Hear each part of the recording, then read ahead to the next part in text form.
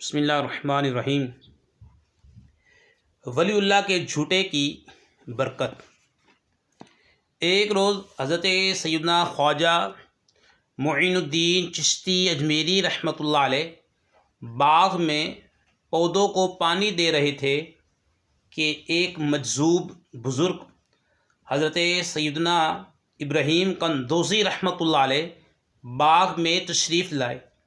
جو ہی حضرت سیدنا خواجہ معین الدین رحمۃ اللہ علیہ کی نظر اللہ پاک کے اس مقبول بندے پر پڑی، فوراً دوڑے، سلام کر کے دست بوسی کی اور نہایت ادب و احترام کے ساتھ درخت کے سائے میں بٹھایا۔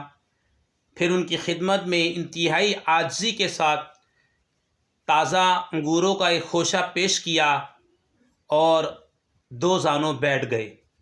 اللہ پاک کے ولی کو اس نوجوان باغبان کا انداز بھا گیا۔ خوش ہو کر کھلی تل یا سرسوں کا ایک ٹکڑا چبا کر آپ رحمۃ اللہ علیہ کے منہ میں ڈال دیا۔ کھلی کا ٹکڑا جو ہی حلق سے نیچے اترا، آپ رحمۃ اللہ علیہ کی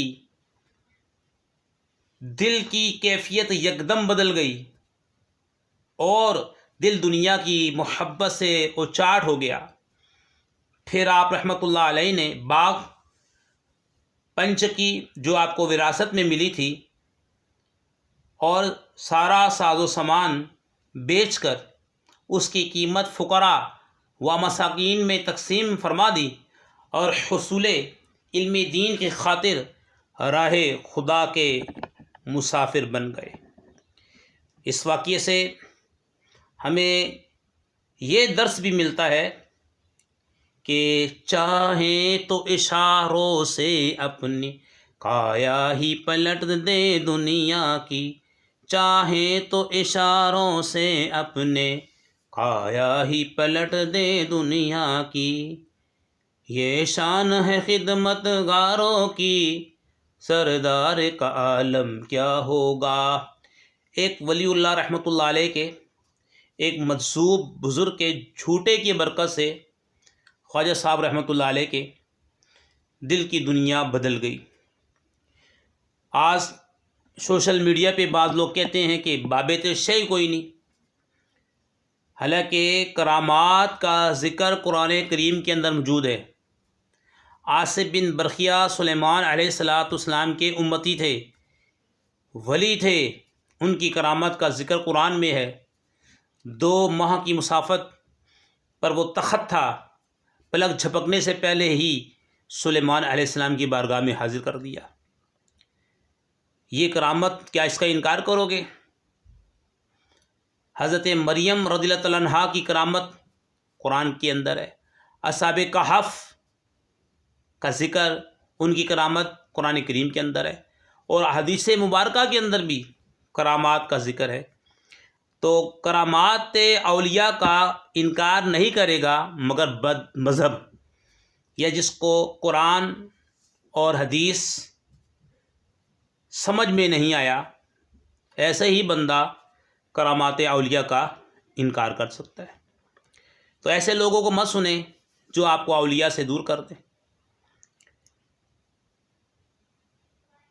اور یہ بھی ہمیں درس ملتا ہے کہ جب ہم کسی مجلس میں بیٹھے ہوں اور ہمارے بزرگ اساتذہ، ماں باپ یا پیر و مرشد آ جائیں تو ہمیں ان کی تعظیم کے لیے کھڑا ہو جانا چاہیے، انہیں عزت و احترام کے ساتھ بٹھانا چاہیے۔ یاد رکھیے، ادب ایسی شے ہے کہ جس کے ذریعے انسان دنیاوی اور اخروی نعمتیں حاصل کر لیتا ہے، اور جو اس صفت سے محروم ہوتا ہے وہ ان نعمتوں کا بھی حقدار نہیں ہوتا۔ شاید اسی لیے کہا جاتا ہے کہ با ادب با نصیب، بے ادب بے نصیب۔ یقیناً ادب ہی انسان کو ممتاز بناتا ہے۔ جس طرح ریت کے ذروں میں موتی اپنی چمک اور اپنی اہمیت نہیں کھوتا، اسی طرح با ادب شخص بھی لوگوں میں اپنی شناخت کو قائم و دائم رکھتا ہے۔ لہٰذا ہمیں بھی اپنے بڑوں کا ادب و احترام کرنے اور چھوٹوں کے ساتھ شفقت و محبت سے پیش آنا چاہیے۔ آئیے میں آپ کو حدیث مبارکہ سناتا ہوں، اور ان لوگوں سے بچیں جو لوگ کہتے ہیں بھاوے تے شئی کوئی نہیں، یہ آپ کو قرآن کریم سے، اولیاء سے دور کر رہے ہیں۔ آئیے حدیث مبارکہ سنتے ہیں۔ دو جہاں کے تاجور سلطان بحر و بر صلی اللہ علیہ وآلہ وسلم نے فرمایا، اے انس رضی اللہ تعالیٰ عنہ، بڑوں کا ادب و احترام اور تعظیم و توقیر کرو اور چھوٹوں پر شفقت کرو، تم جنت میں میری رفاقت پالو گے۔ ایک اور حدیث پاک ہے، نور کے پیکر تمام نبیوں کے سرور صلی اللہ تعالیٰ علیہ وآلہ وسلم کا فرمان عالی شان ہے، جس نے ہمارے چھوٹوں پر رحم نہ کیا اور ہمارے بڑوں کی تعظیم نہ کی، وہ ہم میں سے نہیں۔ سید عالم صلی اللہ علیہ وآلہ وسلم نے ارشاد فرمایا، جو جوان کسی بوڑھے کا اس کی عمر کی وجہ سے اکرام کرے، اس کے بدلے میں اللہ تعالیٰ کسی کے ذریعے اس کی عزت افزائی کرواتا ہے۔ اللہ پاک ہمیں اولیاء سے محبت کرنے کی توفیق عطا فرمائے، ان کا ادب اور اپنے اساتذہ، اپنے والدین کا بھی ادب احترام کرنے کی سعادت عطا فرمائے۔ السلام علیکم ورحمۃ اللہ وبرکاتہ۔